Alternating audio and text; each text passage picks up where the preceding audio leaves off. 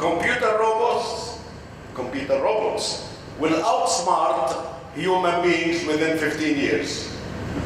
I even read on the plane about a shoe robot we are having in India, a shoe that can lead you the way. You don't need to know directions, you don't need a GSP. You use your shoes and they lead you, and it's an Indian invention. We will be uploading our entire minds to computers by 2045. And our bodies will be replaced by machines within 90 years. That's what Google experts claim, and I listen to them. In 2029, robots will be able to flirt. Ladies should expect to pass by a computer, and the computer will tell you, I like your haircut today. I don't like the colors, they don't suit your skin color. But there will be better flirts than men eventually. This accelerating speeds was made possible by ICT, thanks to ICT, information and communication technologies.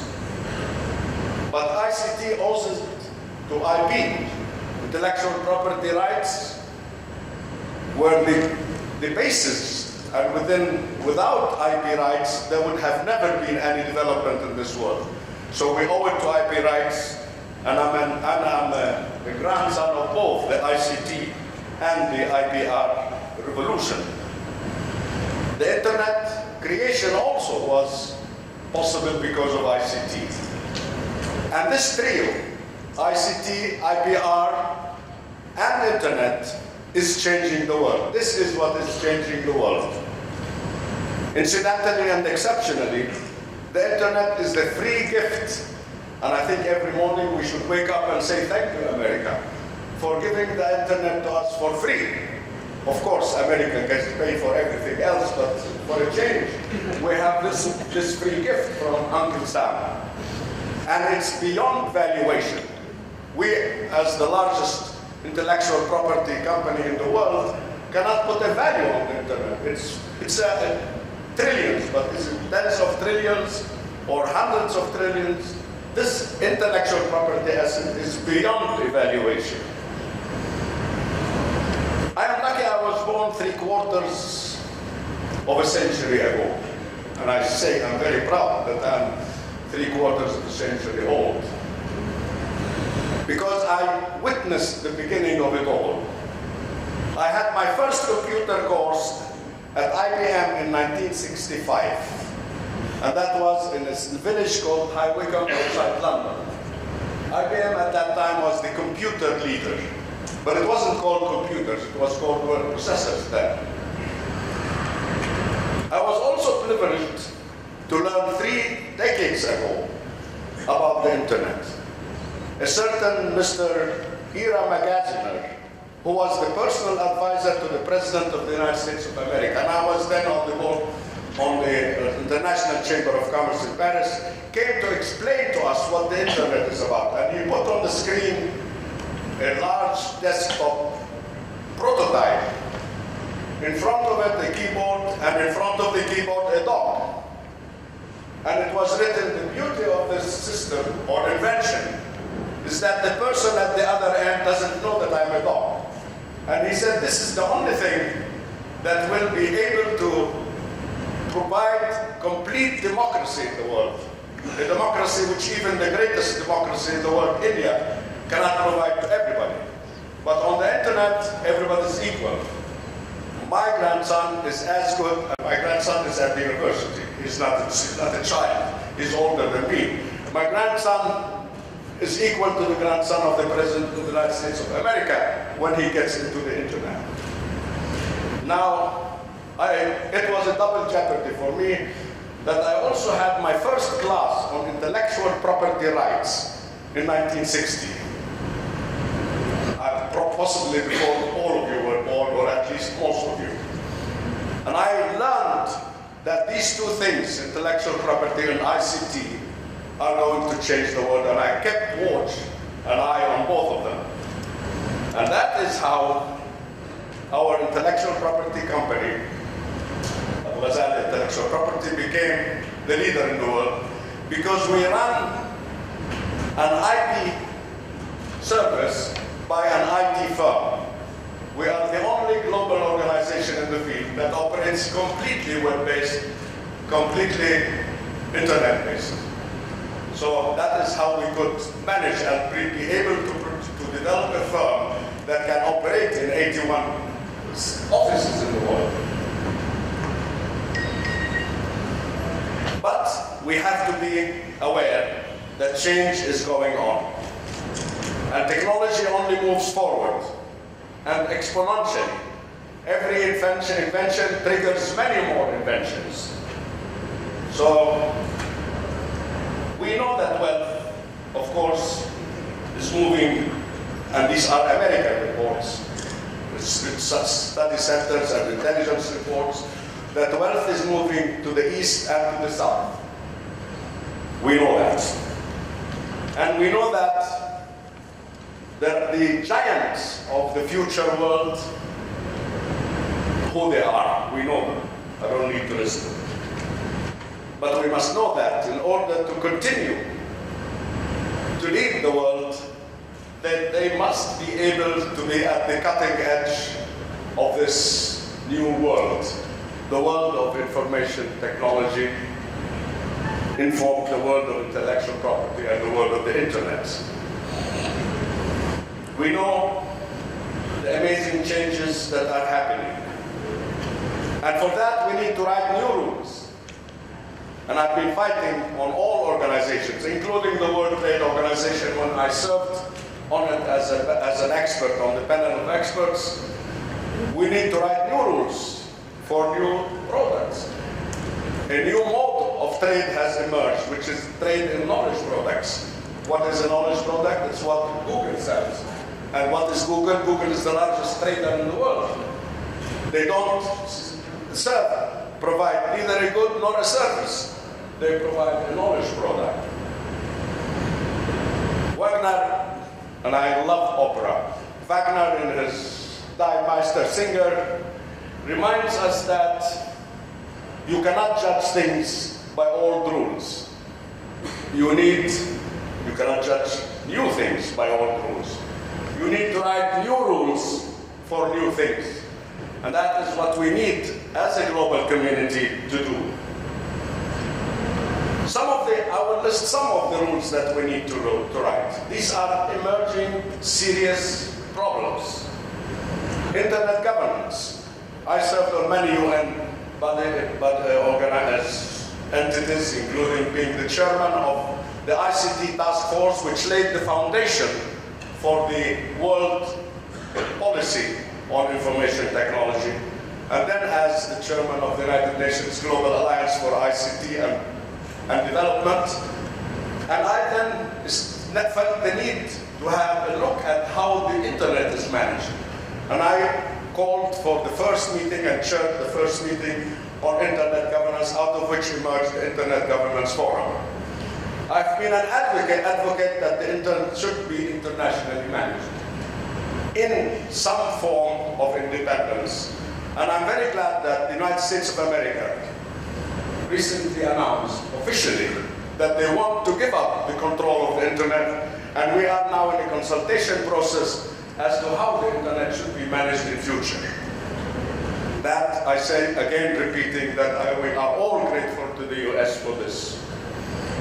We have to move from smart looks to smart ICT. In the past, we say he's smart, this looks smart. Now smart means, even as I said, smart shoes, smart everything. It means ICT-based. We are facing an online tsunami.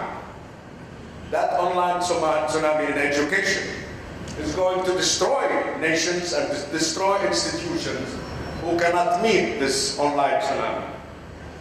And that's why we built one of our organizations, Talal Abu Ghazal International University, which is leading this process of democratizing world-class education online. We need to tell our education system, and I'm calling a meeting in Amman on the 23rd of this month by request of the government, to lay out the principles for recognition of digital education or online education, which I'm calling all the chairmen of presidents of universities and others. We need to realize that this digital education is inevitable. This is the future.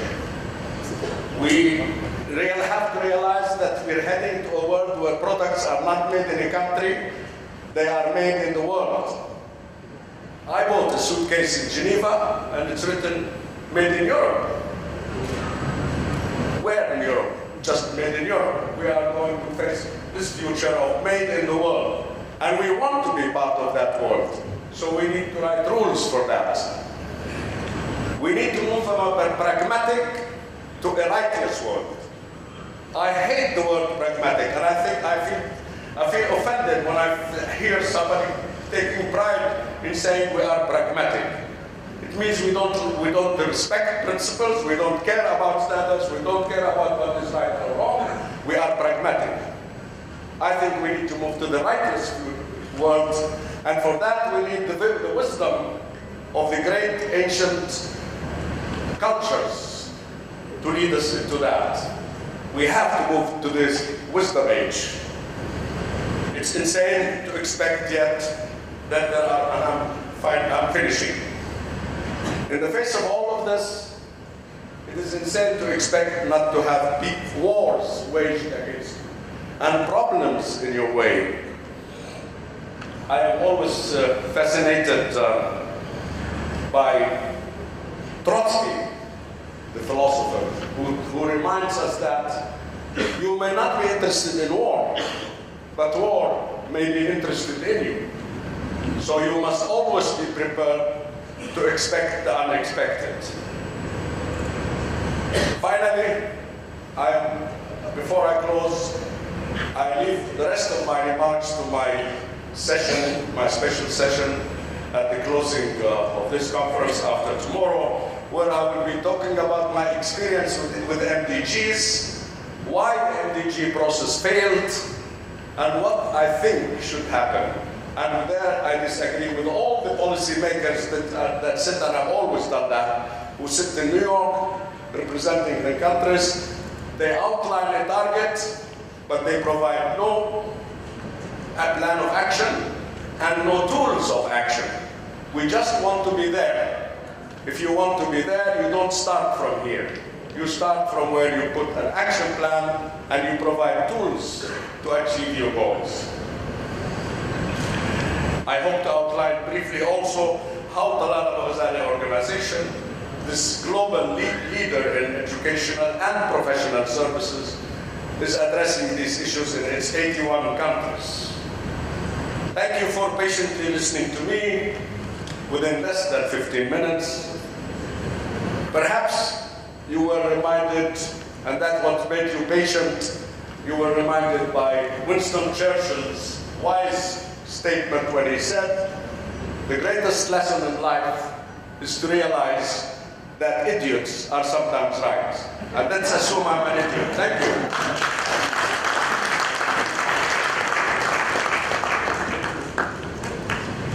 Thank you, Dr. Ghazali, for putting forth such interesting information right at the beginning of his speech, which I'm sure has set everybody thinking. Thank you for emphasizing on the significance of change and touching upon important topics such as ICT and IPR.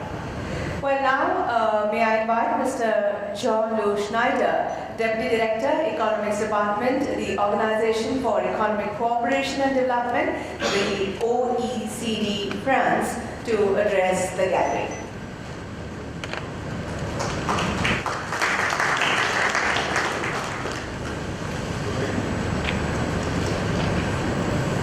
Your Excellency, ladies and gentlemen, thank you for the invitation to be here today at the Global Economic Summit. As an introduction to your discussions, I am going to speak about the future, probably in a much less colorful way than Mr. Ghazali. I would like to share with you some of the results from a recent OECD exercise about the long